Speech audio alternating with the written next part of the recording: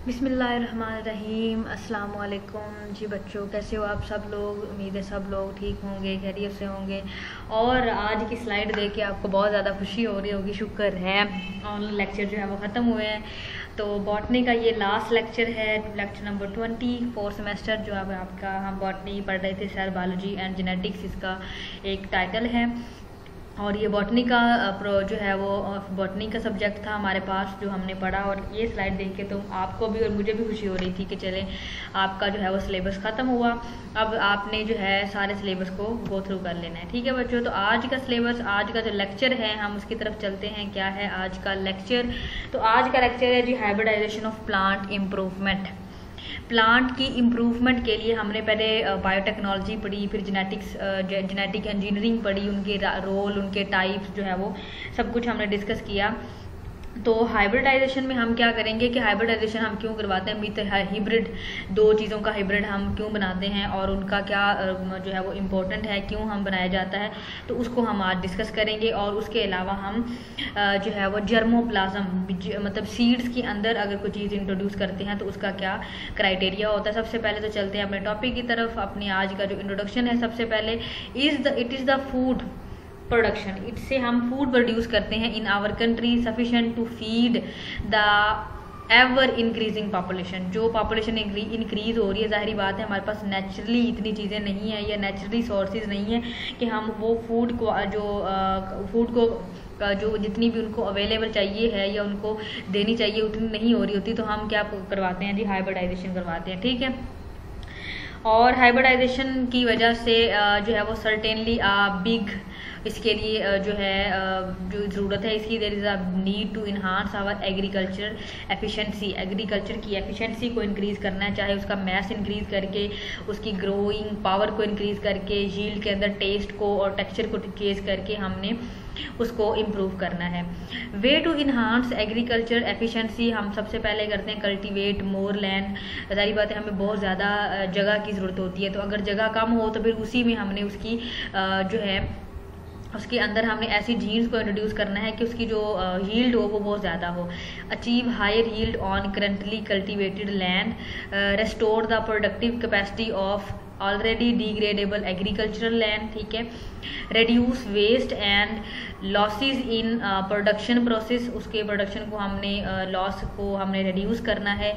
और here one steps upon achieving higher yield on the currently cultivated land which is possible only by crop variety improvement. जाहिर बात है हमारे पास land इतनी ज़्यादा नहीं है क्योंकि पॉपुलेशन बहुत ज़्यादा इंक्रीज़ हो रही है। तो पॉपुलेशन इंक्रीज़ होती है तो फिर उनको शेल्टर चाहिए होता है, तो वो जो एग्रीकल्चर लैंड होती है उसको हम हाउसिंग सोसाइटीज़ में कन्वर्ट कर देते हैं। तो जब एक लैंड पर बार बार जो है फसल या क्रॉप जो है वो ग्रो की जाती है तो उसके अंदर जो न्यूट्रिशन होती है वो रिड्यूस हो जाती है। उसकी रिड्यूसिंग पावर को कम करने के लिए हम क्या करते हैं कि इम्प्रूव करते हैं क्रॉप की एबिलिटी को कि वो कम से कम वहाँ से न्यूट्रिशन लेकिन ज़्यादा से ज़्यादा हमें यील्ड प्रोवाइड करें, ठीक है। समझ आ गया ये वाला कॉन्सेप्ट। क्रॉप वैरायटी इम्प्रूवमेंट में हमारे पास refer to finding a good variety that would be superior in quality and giving good yield, जो क्वालिटी में भी सुपीरियर हो और यील्ड भी हमें अच्छी प्रोवाइड करे। This is done by hybridization, ठीक है। ये किसकी वजह से डन हुई है? हाइब्रिडाइजेशन की वजह से। Hybridization is a crossing between genetically dissimilar plant, जो आपस में डिसिमिलर हैं, जो मिलते जुलते नहीं हैं, to obtain crop having useful and desirable characters like disease resistance, उनके अंदर डिजीज़ को बियर करने की पावर हो, गुड क्वालिटी हो उनकी और हायर यील्ड हो, ठीक है। आपको देखें ये टमाटोज नज़र आ रहे हैं, तो टमाटो में ये देखें आपको ग्रीन कलर का है और ये कुछ ग्रीन और रेड के, और जो प्रॉपर बिल्कुल एकदम रेड कलर के आपको नज़र आते हैं वो एक इम्प्रूव किया गया उसकी क्वालिटी को कि ये जो दिखने में भी ज़्यादा अट्रैक्टिव होते हैं। और दूसरी बात, ये वाले जो हमारे पास टमाटोज होते हैं इनके अंदर जो यील्ड होती है या इनका जो गूदा होता है वो भी दूसरे नॉर्मल टमाटो से ज़्यादा होता है। Objective and aim of hybridization क्या है? The chief objective of hybridization is to create genetic variation. सबसे मेजर और जो सबसे बड़ा इसका जो हमें अचीवमेंट है वो है इसकी जेनेटिक वेरिएशन है। Aim of hybridization may be transfer of one or few quality characters, the improvement in one or more qualitative character or use of F1 as a hybrid variety.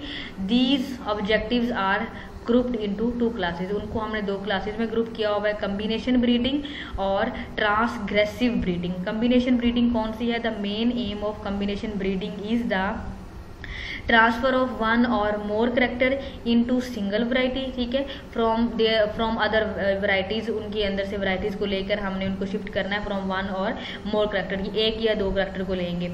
These character may be governed by oligogenes or polygenes. ओलिगोजीन होती हैं few gene, मतलब 2 से ज़्यादा होती हैं लेकिन कम होती हैं, और पोलीजीन मतलब ज़्यादा सारे जीन्स हों उसमें। ट्रांसग्रेसिव ब्रीडिंग क्या है? एम टू इम्प्रूव यील्ड और its contributing character through transgressive जो है वो segregation is the production of plant in F2 generation, ठीक है, that superior to both the parent for 1 और मोर करेक्टर है। उसमें एक करेक्टर लेना है हमने, 1 या 2, इसमें हम 2 या उससे ज़्यादा करेक्टर लेने हैं, तो जो कि प्लांट से, पेरेंट प्लांट से ज़्यादा उसके ऑफस्प्रिंग प्लांट को क्या कर सके, जो एबिलिटी है वो प्रोवाइड की, जो है उसकी रेजिस्टेंस हो डिजीज़ के खिलाफ, और उसके अलावा उसकी बेटर इम्प्रूव क्वालिटी हो पेरेंट से ज़्यादा उसमें, ठीक है। Types of hybridization based on the taxonomic relationship of 2 parent, hybridization grouped into types, ठीक है। हाइब्रिडाइजेशन की 2 टाइप्स हैं हमारे पास। इंट्रा वेरिएशनल हाइब्रिडाइजेशन, जिसमें हमने इंट्रा स्पेसिफिक और इंटर स्पेसिफिक हाइब्रिडाइजेशन होगी, और डिस्टेंस हाइब्रिडाइजेशन में क्या है हमारे पास, इंट्रा जो है वो जेनरिक और इंटर जेनरिक जो है वो हाइब्रिडाइजेशन होगी, ठीक है। सबसे पहले तो हम इंट्रा वेरिएशनल हाइब्रिडाइजेशन पढ़ लेते हैं। These parent involve in hybridization belong to same species, जो सेम स्पीशी होते हैं उनकी हाइब्रिडाइजेशन होती है। In crop of improved program this type of hybridization is commonly used, कहाँ पे की जाती है, ये ज़्यादातर यूज की जाती है crossing of variation of the wheat. Wheat की अब बहुत सारी, गंदम की बहुत सारी टाइप्स आ चुकी हैं, तो उन पे हम ये वाली अप्लाई करते हैं। इंट्रा स्पेसिफिक क्या है? Genes flow between genetically distinct population, जो आपस में जो 2 स्पीशी डिफरेंट है एक दूसरे से, ठीक है। इंक्रीजिंग हाइट जो है वो हेट्रोजाइगोसिटी, हेट्रो मीन के डिफरेंट मटेरियल उसमें ऐड हो जाएगा, उसको इंक्रीज करेगा। Natural hybrids generally show intermediate phenotype, उनके अंदर इंटरमीडिएट फिनोटाइप्स होती हैं। आर्टिफिशियल हिब्रिड्स में शो ट्रांसग्रेसिव फिनोटाइप, आर्टिफिशियल जो हिब्रिड होती हैं वो ट्रांसग्रेसिव करते हैं, और ये जो मेज कॉर्न वगैरह में ये बनाई जाती है। Interspecific hybridization gene flow between diverged species. Diverge क्या होती है? उनका इंसेस्टर सेम होता है, लेकिन due to different in environment वो आगे जो है वो डाइवर्ज हो जाती है, दो ब्रांचेस में कन्वर्ट हो जाती है। Increase heterozygosity and can generate new polymorphism. New polymorphism उसके अंदर मीन के स्पीसी का जो इंसेस्टर्स हैं वो सेम है, लेकिन उसके जो ऑफस्प्रिंग है उनके अंदर पॉलीमॉर्फिज्म आ जाता है। हिब्रिड्स में शो इंटरमीडिएट ट्रांसग्रेसिव और नोवल फिनोटाइप्स, न्यू फिनोटाइप इसको हम बोलते हैं, नोवल फिनोटाइप को। डिस्टेंट हाइब्रिडाइजेशन क्या है?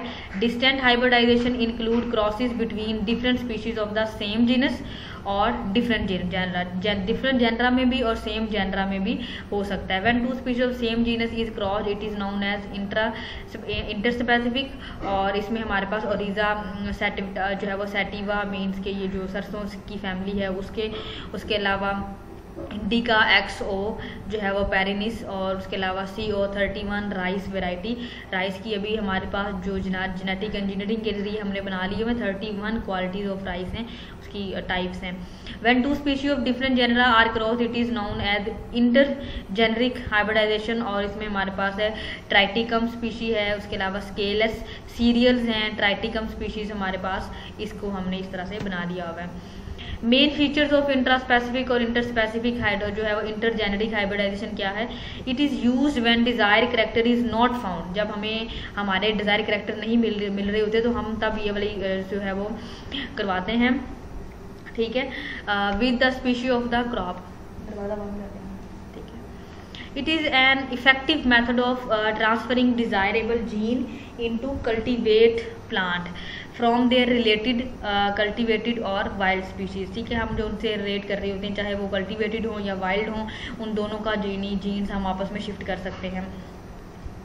It is more successful in vegetatively propagated species like sugar cane, उसके लिए बहुत ज़्यादा ये यूज़ की जाती है। उसके अलावा पोटैटो सीड प्रोपागेटेड स्पीशीज़ में। उसके अलावा it give rise 3 type of crosses, fully fertile मतलब जो उसकी ऑफ स्प्रिंग में भी वो फर्टाइल ही रहे, पार्शली फर्टाइल जो बाद में मतलब बहुत ज़्यादा पार्शली फर्टाइल रहते हैं, और उसके अलावा फुली स्टीराइल, जो स्टीराइल होते हैं वो फर्टिलाइजेशन नहीं कर सकते। उसके अलावा जो है हमारे पास इट लीड्स टू द जो है वो introgressive which refer to transfer of gene of some genes from one species into the genome of N other species. ठीक है, F1 hybrid between 2 genus are always sterile. जो F1 जो genus होता है अगर उनके दरमियान में किया जाए F1 हिब्रिड जो होता है वो स्टीराइल होते हैं।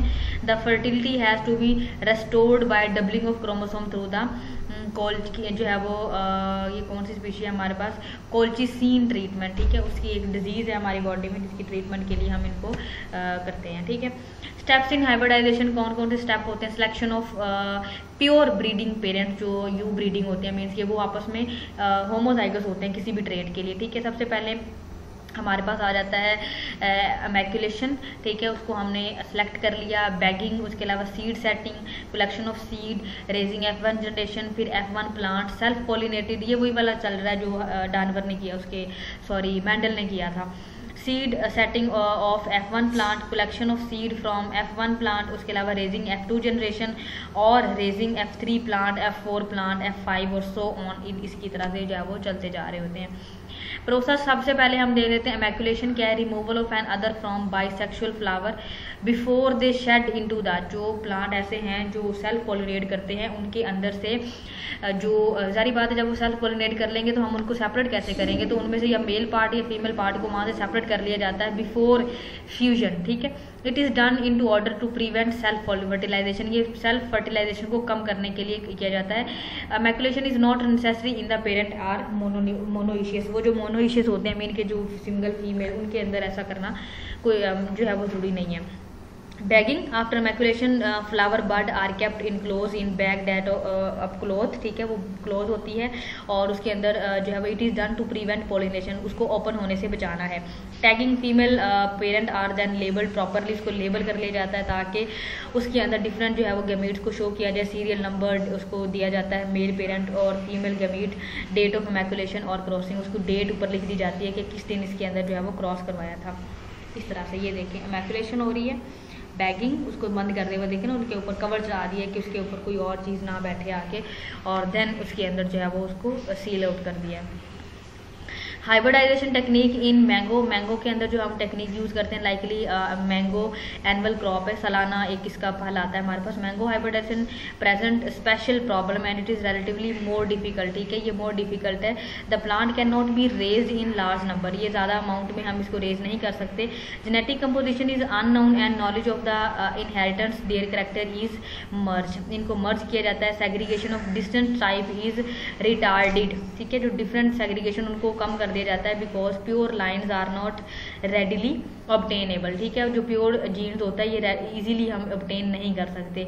More over there is a factor of normally 6 years और even more seedlings to come in the bearing, 6 to 7 years लग जाते हैं उसकी सीडलिंग्स को जो है वो प्रोड्यूस करने में। And in case of the optimum yield of tree is the assessed one has to wait another 15 year। ठीक है, उसके प्लांट को ऑप्टिमम लेवल तक जाने के लिए हमें 15 साल वेट करना होता है मैंगो की ट्री को ब्रीडिंग करवाने के लिए, तो ये बहुत लॉन्ग लास्टिंग टाइम इसके लिए चाहिए होता है। Plant hybridization work has been reported from various part of the country, और मैंगो की जो हाइब्रिडाइजेशन है और हॉर्टिकल्चर जो रिसर्च इंस्टीट्यूट है ये हमारे पास है सहारनपुर में है, वो स्टार्टेड इन 1951 में।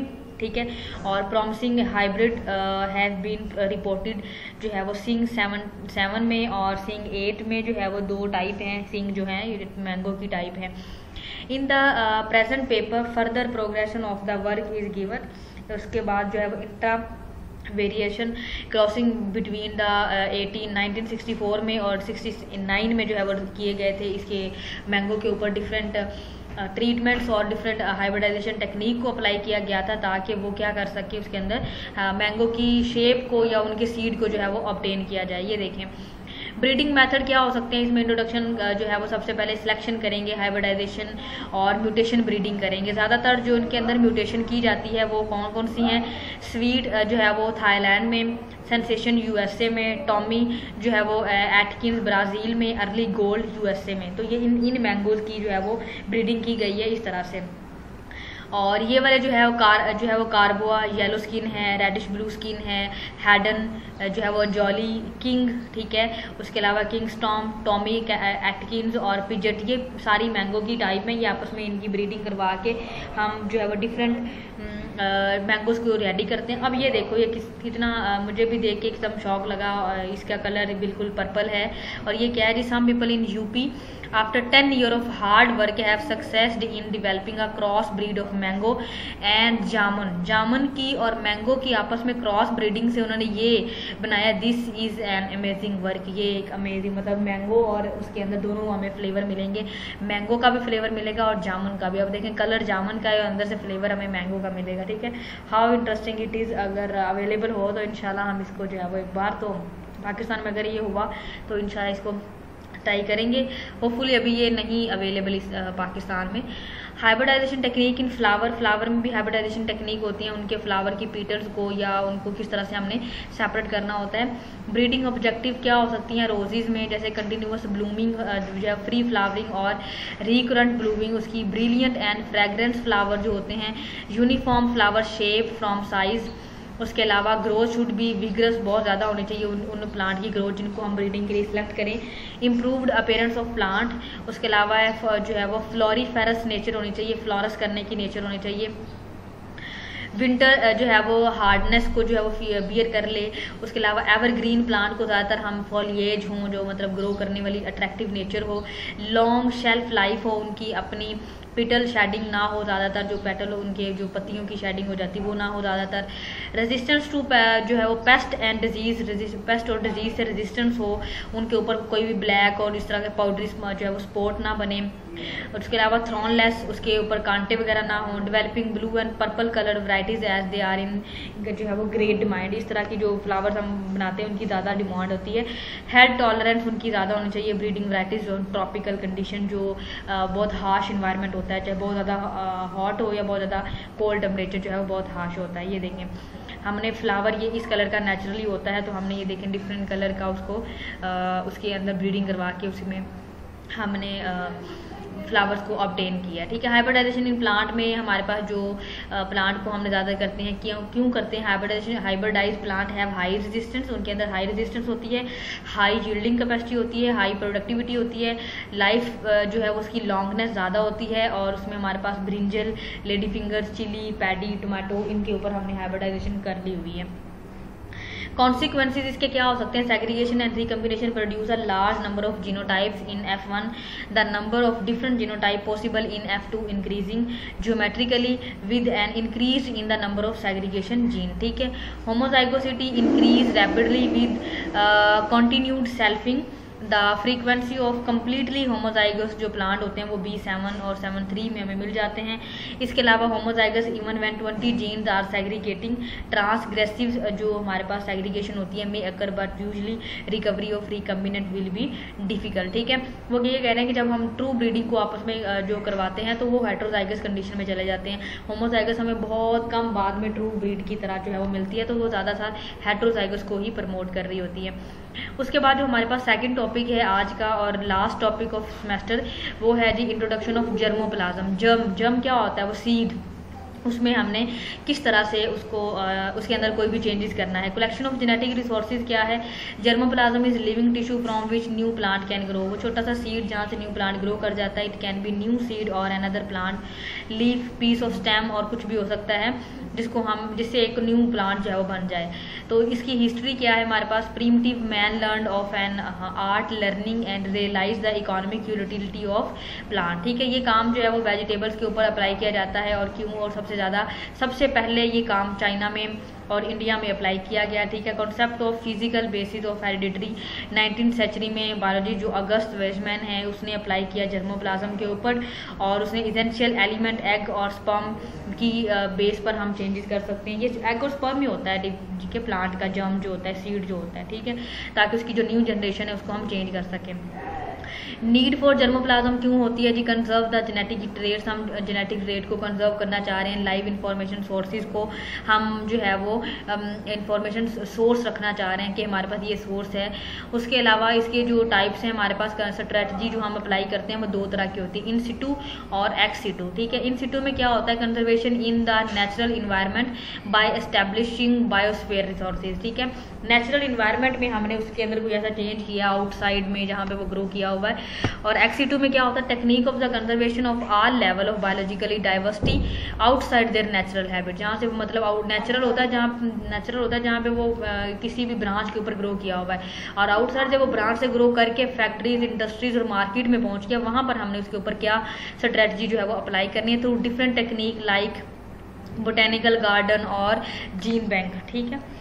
तो इन सिटू में देखें कंजर्वेशन, हमने ये हमारे पास कोई भी नेचुरल चीज़, नेचुरल इन्वायरमेंट है उसको हमने प्रोटेक्ट करना है, तो फिर उसके चारों तरफ हम कोई ना कोई ऐसा कंजर्वेशन लगा देंगे कि वो जो जीन्स हैं वो हमारे वेस्ट ना हो। जैसे कि ये देखें बहुत ज़बरदस्त जो हमारे डिफरेंट लेक्स व्यू होते हैं या उनके आसपास जितने भी हमारे पास ग्रासेस होती हैं, फ्लावर्स होते हैं, या वो चीज़ें देखें ये बिल्कुल समंदर के बिल्कुल एकदम से जो है वो मिड में ग्रो किया हुआ, ठीक है।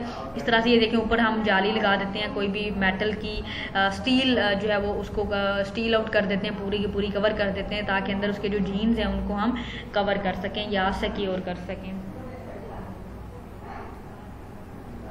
इसकी एग्जांपल्स में नेचुरल रिजर्वर्स हो सकते हैं, बायोस्फीयर रिजर्वियर्स हो सकते हैं, नेशनल पार्क्स हो सकते हैं और मेराइन पार्क हो सकते हैं। उनको हमने कंजर्व करना होता है ताकि वो जो इन्वायरमेंट, हार्श इन्वायरमेंट होता है उससे वो बच सकें, ठीक है। एक्स2 में क्या होता है? ये देखें आउटसाइड अब वो फैक्ट्री में जा चुका है, कहीं पे भी लॉन में जो आर्टिफिशियल कल्टीवेटेड लॉन होता है या कोई भी इंडस्ट्रीज वगैरह होती है, वहाँ पर हमने उन चीज़ों को किस तरह से सेव करना है, ये अब एक्स में आ जाएगा। बायोटेक्नोलॉजी इन जर्मोप्लाज्म कंजर्वेशन में हमारे पास short term shortage in vitro method में और लॉन्ग टर्म शॉर्टेज इन जो है वो क्राई प्रिजर्वेशन जो है वो लॉन्ग टर्म प्रिजर्वेशन होता है हमारे पास। क्राई प्रिजर्वेशन अब क्या है हमारे पास? Long term preservation, cryo preservation -196 पे हमने चीज़ों को प्रिजर्व कर देना होता है। लिक्विड नाइट्रोजन जो है वो हमें मिल जाता है। Liquid nitrogen cell stay in a complete inactive state, वो इनएक्टिव स्टेट में होती है। तो क्रायो प्रिजर्वेशन है क्या? बेसिकली ये ग्रीक वर्ड है, literally meaning the frozen state. हमने सीड को पहले फ्रोजन स्टेट में रखना होता है। Principle involve in the cryopreservation to bring the plant cell and tissue cultures to a zero metabolism, जिनका मेटाबॉलिज्म जीरो हो, नॉन डिवाइडिंग हो, कोई डिवाइड नहीं कर रहा, ताकि वो जब डिवाइड करे वो तब डिवाइड करे जब वो सोइल में चला गया, ठीक है। Cryo preservation broadly mean the storage of germplasm, जो जर्म है उसको स्टोर कर ले, और जो सॉलिड कार्बन डाइऑक्साइड है वो रूम टेम्परेचर पे 79 पे होती है। लो टेम्परेचर डीप फ्रीजर्स में eight -8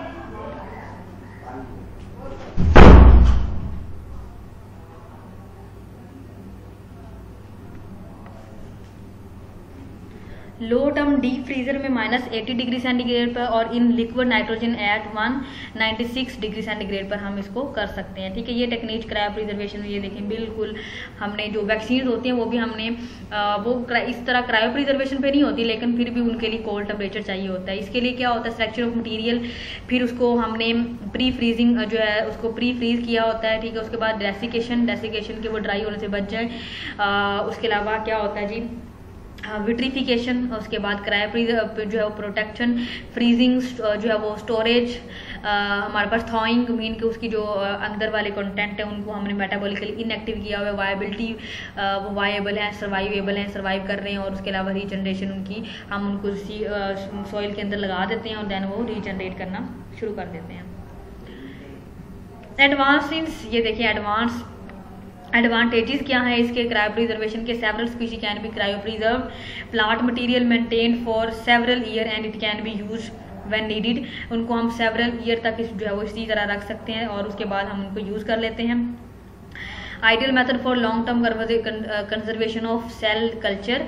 Disease free plant material can be frozen and propagate whenever required. उसको जब तब तक फ्रीज किया जाता है जब तक हमें ज़रूरत नहीं होती, तब हम उसको दोबारा से वहाँ से निकालते हैं और यूज़ कर लेते हैं. Plant material from endangered species can be conserve. जो एंडेंजर हो रही होती है उनका मटेरियल भी हम इस तरह से सेव कर लेते हैं और स्टोर कर लेते हैं. जो है वो greater skill in handling and maintenance of the culture require. इसके लिए हमें बहुत ज़्यादा ग्रेट स्किल की ज़रूरत होती है उसके कल्चर को मेंटेन करने के लिए. उसके अलावा सोफिस्टिकेटेड फैसिलिटीज़ आर रिक्वायर्ड. खास किस्म की फैसिलिटी हमें चाहिए होती हैं. Cell tissue get damage during cryopreservation. Some time अगर हम ये दोनों चीज़ें निगलेक्ट कर दें तो वो डैमेज भी हो जाते हैं. Cost of maintenance of large collection is very high. बड़ी कलेक्शन को मेंटेन करने के लिए बहुत ज़्यादा कलेक्शन भी चाहिए होती है. एक्सपेंसिव मेथड होता है, ठीक है. कंट्रोल करने के लिए जो है वो इनको कूलिंग, वार्मिंग और उन सब चीज़ों को ये एक लिमिटेशन रोल है उसका. Application of in vitro technology for large scale germplasm. In vitro mean के सेल के अंदर. उसके अलावा formation of ice crystal inside the cell should be prevented.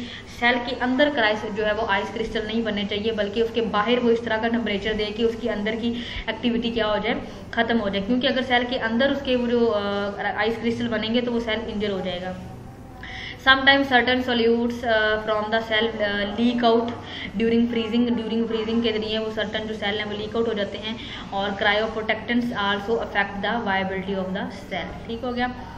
This is all about today lecture. और इसमें हमने क्रायो प्रिजर्वेशन टेक्निक और जो है और दूसरा क्या था जर्मोप्लाज्म, और उससे पहले हमने पढ़ा है जेनेटिक इंजीनियरिंग और बायोटेक्नोलॉजी के जो एप्लीकेशंस हैं या रोल्स हैं वो क्या हैं इसके ऊपर. ठीक है, तो होपफुली आपको लेक्चर समझ आ गया होगा. ये लेक्चर लास्ट हमारा लेक्चर है बॉटनी का, लेक्चर नंबर 20. और कोई भी अगर इसमें आपने कोई क्वेश्चन करना हो, कुछ भी पूछना हो तो आप मुझसे पूछ सकते हैं. अब अपना बहुत सारा ख्याल रखना है क्योंकि आपका सिलेबस एंड हो चुका है. अब आपकी ये रिस्पॉन्सिबिलिटी है कि आपने लेक्चर को कैसे लेना है, और टाइम पे लेंगे तो टाइम पे नोट्स बनाएं और उनको याद करना शुरू कर दें क्योंकि पेपर्स तो आपके लाजमी होते हैं. ठीक है बच्चों, ओके जी. अल्लाह हाफिज़ and best of luck from my side to all of you. Okay ji.